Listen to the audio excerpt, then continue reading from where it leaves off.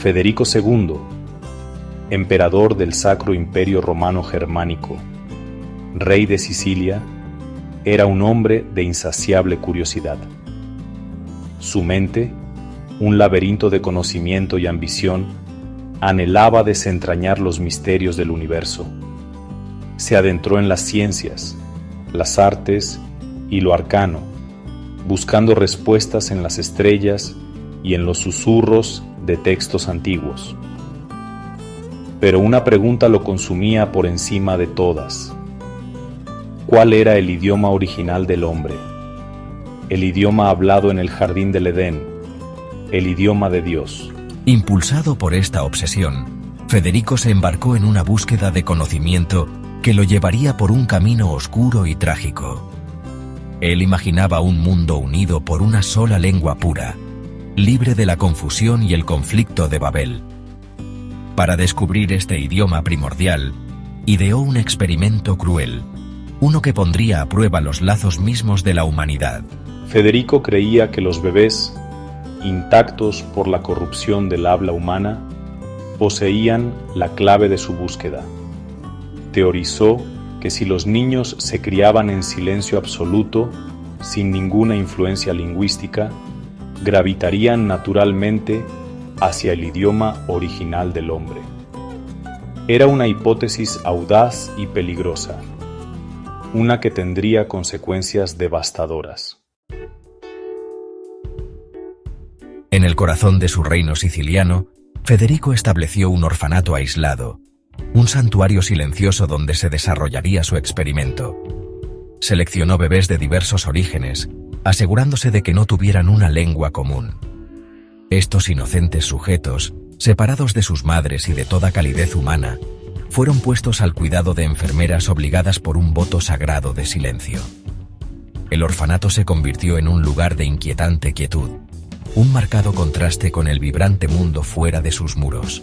Los bebés, privados de los arrullos y las canciones de cuna que habían consolado a generaciones pasadas, crecieron en un vacío de conexión humana.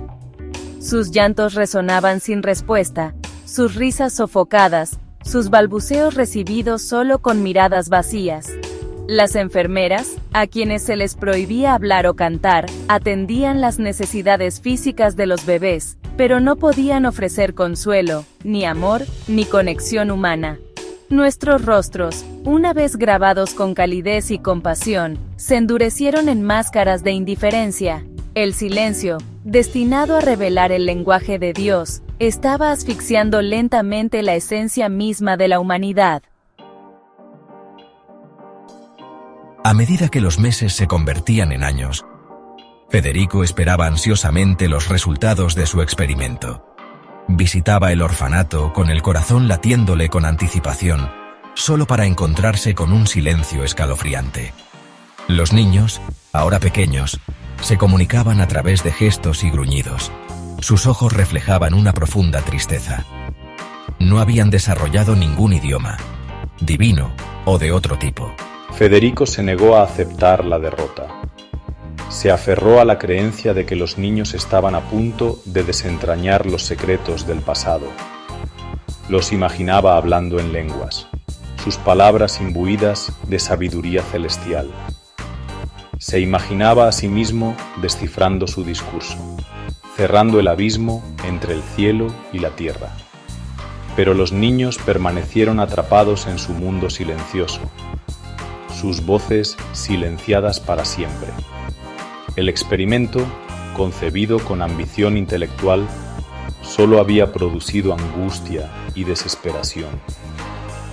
El lenguaje de los ángeles, al parecer, no se encontraba en la ausencia de conexión humana, sino en el corazón mismo de ella. Entre los investigadores y cuidadores del orfanato, hubo uno que se atrevió a cuestionar los métodos del emperador. Un joven médico llamado Marco, impulsado por la compasión y una profunda comprensión de la naturaleza humana, reconoció la profunda crueldad del experimento. Vio a los niños consumiéndose, sus espíritus aplastados por la falta de amor y afecto. Impulsado por una esperanza desesperada de salvar a los niños, Marco ideó un plan. Él creía que el poder del tacto, de la calidez humana, podía despertar sus espíritus dormidos. Comenzó a interactuar en secreto con los niños, abrazándolos, cantándoles canciones de cuna y susurrándoles palabras de consuelo. Al principio, los niños retrocedían ante su contacto, sus cuerpos rígidos por el miedo y la incertidumbre, pero Marco persistió, su naturaleza gentil desgastando lentamente el muro de silencio que los rodeaba. Les mostró bondad y afecto, algo que nunca antes habían conocido, y al hacerlo, encendió una chispa de esperanza en sus ojos. Las acciones de Marco no pasaron desapercibidas.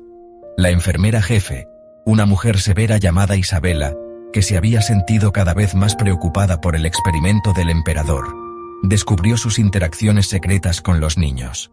Dividida entre mi lealtad a Federico y mi creciente conciencia, me encontré en una encrucijada. Durante años, había seguido las órdenes del emperador sin cuestionar, mi corazón endureciéndose con cada día que pasaba. Pero la compasión de Marco, su inquebrantable creencia en la humanidad de los niños, despertó algo profundo dentro de mí. Vio el destello de vida que regresaba a sus ojos, las tímidas sonrisas que adornaban sus labios cuando Marco estaba cerca. El peso de mi silencio, de mi complicidad en el cruel experimento del emperador, se volvió insoportable. Me di cuenta de que la búsqueda del conocimiento, sin importar cuán noble fuera, nunca podría justificar el sufrimiento infligido a estas almas inocentes. El emperador podría haber silenciado sus voces, pero no pudo extinguir el espíritu humano que ardía dentro de ellos. Isabela decidió confiar en Marco. Compartió sus preocupaciones sobre el experimento, su creciente creencia de que estaban robando a los niños algo fundamental para su ser. Juntos, juraron encontrar una manera de ayudar a los niños, incluso si eso significaba desafiar al emperador mismo. Comenzaron a alentar en secreto a las otras enfermeras a interactuar con los niños, a mostrarles amor y afecto. Poco a poco el orfanato comenzó a transformarse. Susurros de canciones de cuna rompieron el silencio opresivo. Manos gentiles levantaron a los niños, acunándolos cerca. El aire, una vez cargado de desesperación, ahora portaba un débil rayo de esperanza. Los niños respondieron a esta nueva calidez con una oleada de emoción. Extendieron la mano hacia las enfermeras, sus ojos brillaban con un anhelo de conexión. Comenzaron a imitar los sonidos que escuchaban, sus voces roncas e inciertas al principio, pero gradualmente ganando fuerza. El lenguaje del amor, al parecer, era más poderoso que cualquier decreto imperial. La noticia de los cambios en el orfanato finalmente llegó a oídos de Federico. Enfurecido por lo que percibió como insubordinación, ordenó una investigación inmediata. Irrumpió en el orfanato, con el rostro contorsionado por la furia, preparado para castigar a quienes se atrevieron a desafiar su voluntad. Pero al entrar en la guardería, se encontró con una vista inesperada. Los niños, antes silenciosos y retraídos, ahora balbuceaban y reían. Sus voces llenaban la habitación con una cacofonía de sonidos. No estaban hablando el idioma de Dios, sino el idioma de la humanidad, el idioma del amor, la alegría y la conexión. Federico se quedó allí. Su ira se desvaneció, reemplazada por un profundo sentimiento de vergüenza. Había pasado años buscando un idioma que había estado justo frente a él todo el tiempo. El lenguaje del amor, el lenguaje de la conexión humana, era el verdadero lenguaje universal, el lenguaje que trascendía todas las barreras. Abrumado por el remordimiento, Federico ordenó el fin de su experimento.